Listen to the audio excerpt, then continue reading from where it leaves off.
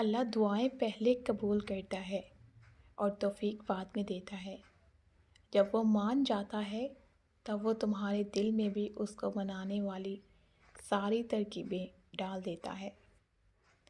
وہ فرماتا ہے، سب کو چھوڑ کر اندھا اعتماد کر لو مجھ پر، یقین کرو میں اپنے وعدوں کا بڑا سچا ہوں۔ اللہ کی طاقتوں کو کبھی کم مت سمجھو، وہ اگر مہینوں کو سالوں میں بدل سکتا ہے تو وہ قبولیت کی لمبی مسافتوں کو لمحوں میں بھی بدل سکتا ہے۔ وہ تمہاری طرف سے کیسے ناواقف ہو سکتا ہے جس نے تمہاری تخلیق سے پہلے یہ فرما رکھا ہے، اور ہم تمہاری شاہ رخ سے بھی زیادہ تمہارے قریب ہیں۔ اس ٹوٹے ہوئے دل پر غم نہ کرو، کیونکہ جس نے اسے بنایا ہے وہ اس دل کو موڑ بھی سکتا ہے اور پھر اس کو جوڑ بھی سکتا ہے۔